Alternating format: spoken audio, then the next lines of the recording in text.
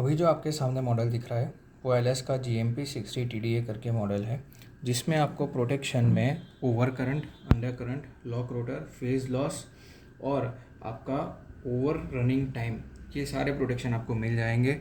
सबसे basic model है with display. अगर फंक्शंस की बात करें तो ये यहाँ पे आप फंक्शन को सिलेक्ट कर सकते हैं। यो फंक्शन को सिलेक्ट करने के लिए यहाँ पे सिलेक्ट बटन है, टेस्ट रीसेट बटन है। यहाँ पे 6 एम्पियर और 60 एम्पियर का सिलेक्शन हमको दिया जाता है।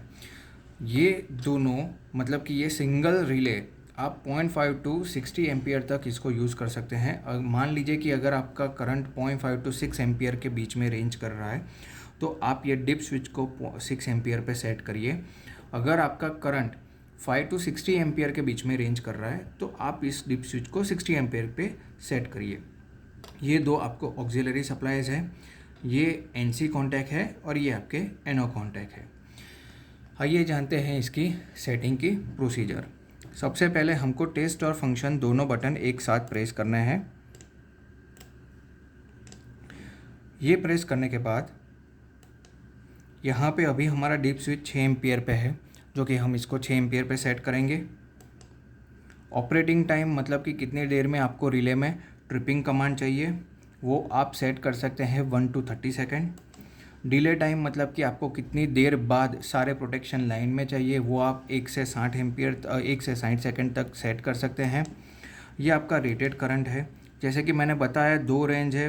अगर आपका करंट 5 एम्पियर से 6 एम्पियर से नीचे है तो 6 एम्पियर से नीचे में आपने डीप स्विच 6 एम्पियर पे रखा हुआ है। अभी हम यहाँ पे उसको सेट करेंगे। मान लीजिए कि हमारा रेटेड करंट अभी 3 एम्पियर पे है।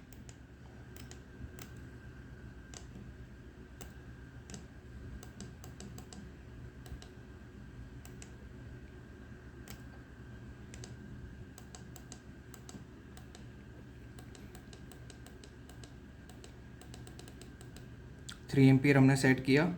फिर फंक्शन में आगे जाएंगे। यहाँ पे हमारा CT रेशियो है, उसके बारे में बाद में बात करेंगे। सबसे पहले ये 3 एम्पियर की वैल्यू को स्टोर करते हैं। कोई भी वैल्यू चेंज करने के बाद स्टोर में जाके सिलेक्ट फंक्शन दबाने के बाद ही हमारी वैल्यू स्टोर होगी। अभी हम जाएंगे तो यहाँ पे रेटेड करंट हमारा 3 एम्पियर हो चुका होगा। CT रेशियो अगर कि आपका जो भी कोई करंट रेटिंग है वो 60 एम्पियर से ऊपर का है तो आप एडिशनली बाय 5 एम्पियर का CT लगा के इसको प्रोग्राम कर सकते हैं, जो कि प्रोग्राम करने के लिए आप इसमें CT रेशियो जो है वो 1 to 120 तक इसको प्रोग्राम कर सकते हैं। फिर आपका फेज़ फेलियर है। फेज़ फेलियर में आपका प्री डिफाइंड 3 सेकेंड रहता है, जिसको आप ऑन और ऑफ ये दोनों फंक्शन में कर पाएंगे। अंडर करंट है वो बाय डिफ़ॉल्ट ऑफ रहता है, इसको आप 30% से 70% के बीच में सेट कर सकते हैं। उसके बाद आपका ऑटोमेटिक रीसेट टाइम है, जिसको आप 1 से 20 मिनट तक सेट कर सकते हैं। अगर आपको ऑटो टाइम जो है वो ऑफ़ रखना है तो आप मैन्युअल भी इसको रीसेट कर सकते हैं। दूसरे SRT जो है वो आपका टोटल ऑपरेटिंग आवर सेटिंग है, कितने देर तक आपको उसको ऑन रखना है। उसके बाद आप उसको ऑटोमेटिक ऑफ़ करना चाहते हैं तो वो भी आप इसमें प्रोग्राम कर सकते हैं। ART जो है RT वो आपका रनिंग आवर चेक है। और फिर स्टोर, जैसे कि बताया, स्टोर तभी आएगा जब आप प्रोग्रामिंग मोड में होंगे। वापस हम प्रोग्रामिंग मोड में जाएंगे। प्रोग्रामिंग मोड में जाके यहाँ पे हमने अभी 60 एम्पियर करना है। ये 60 एम्पियर हमने किया। 60 एम्पियर करने के बाद हम सबसे पहले तो इसको स्टोर करेंगे, वापस से प्रोग्रामिंग में जाएंगे।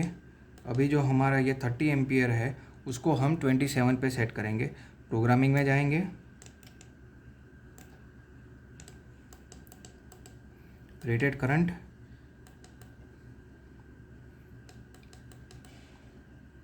लेट अस से हमको इसको 55 करना है तो इसको 55 करेंगे। सेम मेथड, स्टोर में जाएंगे। स्टोर में जाने के बाद इसको सेव करेंगे। ये आपका रेटेड करंट 55 एम्पियर आ गया।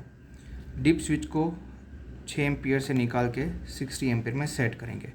सबसे बेसिक मॉडल है ये आपका जो कि बेसिक मोटर प्रोटेक्शन रिले के तरीके पे काम करता है। Thank you.